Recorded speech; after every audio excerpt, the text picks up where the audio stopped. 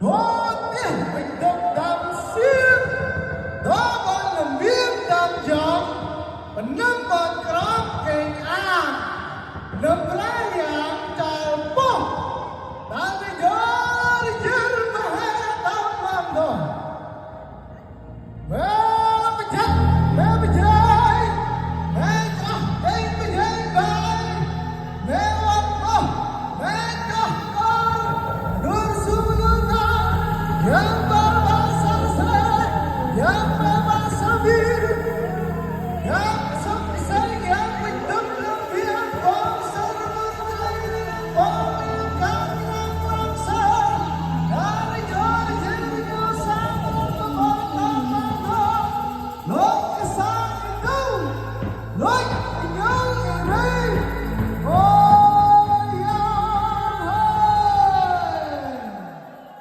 Xin mời các vị đại diện tiến lên phía trước cùng nhận ngọn đuốc từ tay các cô gái vô làng chúng tôi. Và hãy tiến đến gần đống củi này, hãy chấp lên đây một đống lửa của sự hiện diện thần linh trong buổi tối ngày hôm nay ạ.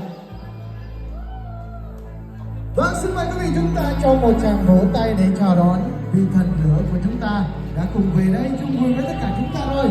Xin mời các vị đại diện chúng ta hãy về nơi an toàn. Xin được cảm ơn các vị đại diện.